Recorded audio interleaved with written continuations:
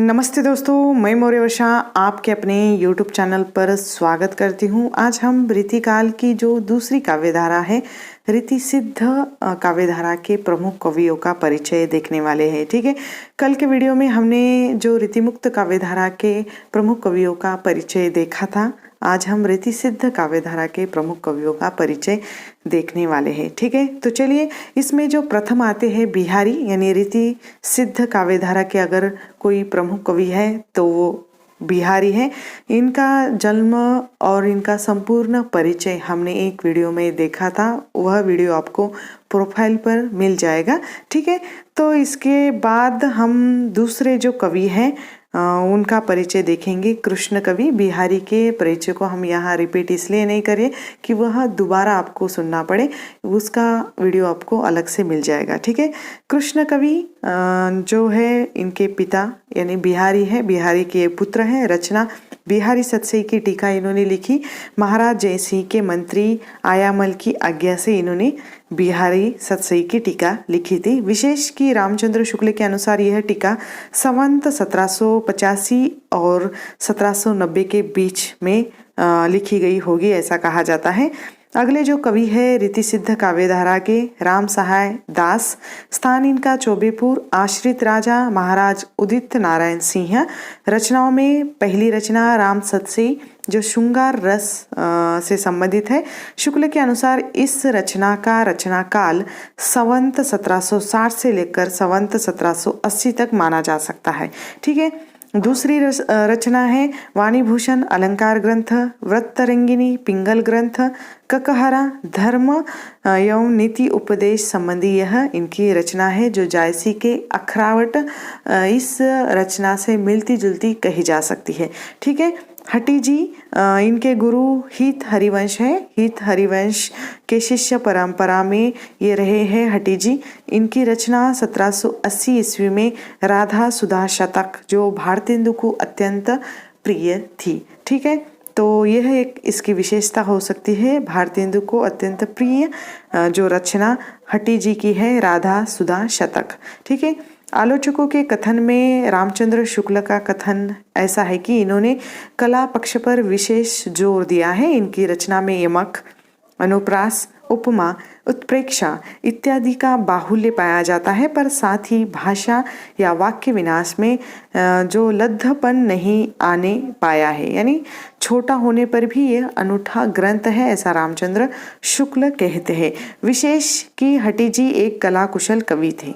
ठीक है, इसके बाद प्रमुख कवि आते हैं रीति सिद्ध काव्यधारा के रसनिधि। इनका वास्तविक नाम पृथ्वी सिंह था, गांव दतिया के जमींदार थे।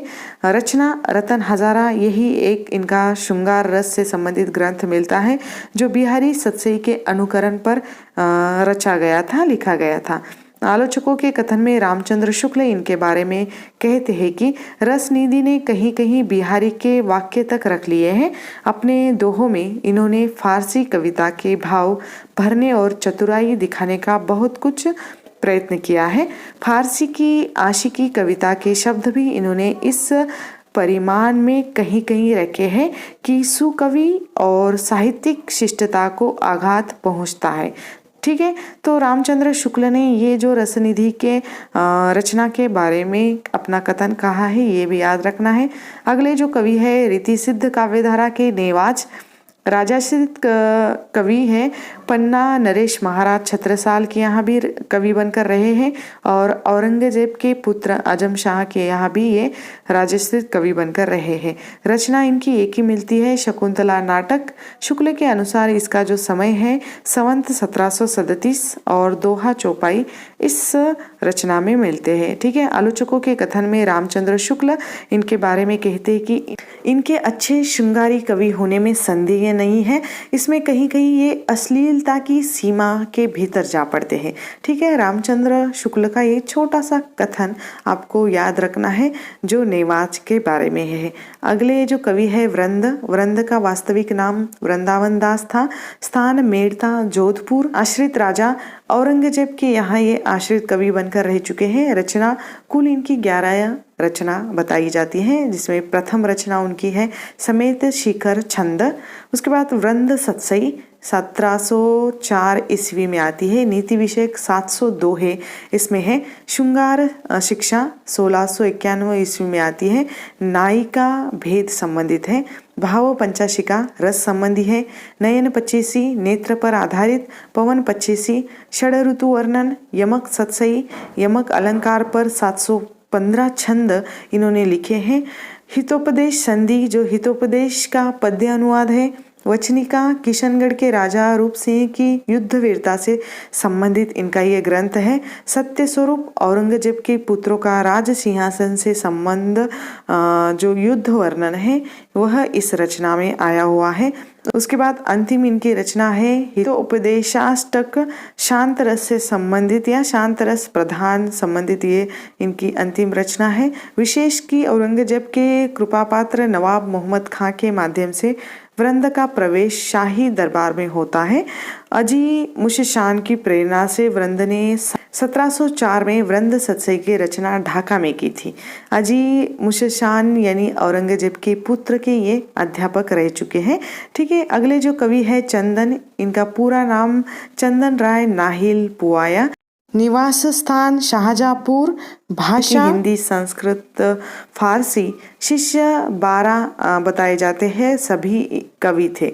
ठीक है, रचनाओं में चंदन सतसई, कृष्ण काव्य, केशरी प्रकाश, राधा जी को नखशिख, प्राज्ञ विलास, काव्याभरण, रसकल्लोल, तत्वसज्ञा, पीतम वीर विलास, दीवाने संदल फारसी विषयक रचना है। और शीत बसंत जो लोक कहानी है। ठीक है, विशेष की फारसी के ये अच्छे शायर थे।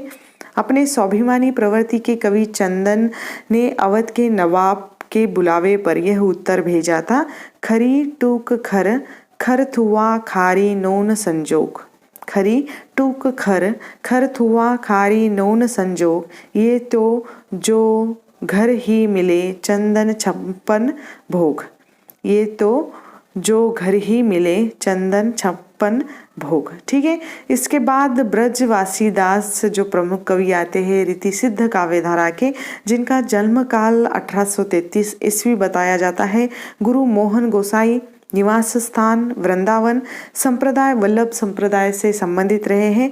रचनाओं में ब्रजविलास जो ब्रज भाषा का विशाल प्रबंधात्मक काव्य है जो रामचरितमानस की प्रेरणा से रचा गया है।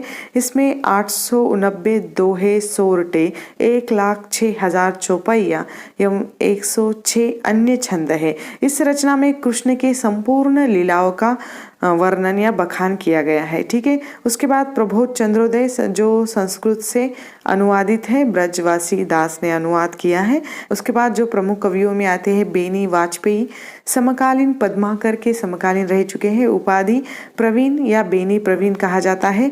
राजश्रित कवि यानी नवल कृष्ण के यहाँ ये राजश्रित कवि बनकर रह चुके हैं। रचनाओं में 1817 ईस्वी में नवरस तरंग नामक इन्होंने एक ग्रंथ लिखा था। श्रृंगार प्रधान इस रचना में नायिका भेद, रस भेद, भाव भेद का वर्णन हुआ है जो ललन यानी नवल कृष्ण राजा की आज्ञा पर लिखा गया ग्रंथ है। श्रृंगार भूषण, उसके बाद नानाराव प्रकाश जो अलंकार ग्रंथ है जो बिठूर के महाराज नानाराव के नाम पर है। यानी लगभग इन्होंने 3 ग्रंथ लिखे हैं बेनी वाजपेयी जी ने। आलोचकों के कथन में रामचंद्र शुक्ल कहते हैं कि ये ब्रज भाषा के मतिराम जैसे कवियों के समकक्ष है और कहीं कहीं तो भाषा और भाव के माधुर्य में पद्माकर तक से टक्कर लेते हैं। ठीक है, इसके बाद विक्रमादित्य वास्तविक नाम यानी बुंदेलखंड चरखारी के राजा विक्रमादित्य है। स्थान इनका बुंदेलखंड। रचना काल जो 1860 से 1880 ईस्वी तक इनका रचना काल बताया जाता है। रचना इनकी एक ही है विक्रम सतसई जो बिहारी के वर्ण विषय पर आधारित है। बिहारी ने जो बिहारी सतसई लिखी उसके ही आधार पर इन्होंने ये विक्रम सतसई लिखी है। ठीक है, उसके बाद आते हैं पजनेश। इनकी रचनाओं में मधुप्रिया, नखशिख, 1892 में पजनेश पचासा, 1894 में पजनेश प्रकाश। ठीक है, विशेष की शृंगारी प्रवृत्ति के रीतिकालीन शैली के कवि हैं। फारसी शब्दों का प्रयोग एवं अनुप्रास प्रियता इनकी जो अलग रुचि रह चुकी है। ठीक है, उसके बाद कवि आते हैं मंडन। निवास स्थान इनका जैतपुर बुंदेलखंड। राजश्री कवियों में राजा मंगत सिंह के यहाँ ये राजश्रित कवि बनकर रह चुके हैं। समकालीन तुलसी के समकालीन बताया जाता है जो मिश्र बंधु के अनुसार। ठीक है, मिश्र बंधु कहते हैं कि ये तुलसी के समकालीन रह चुके हैं। रचनाओं में जनक 25 रस रत्नाकर जो नायिका भेद संबंधित है।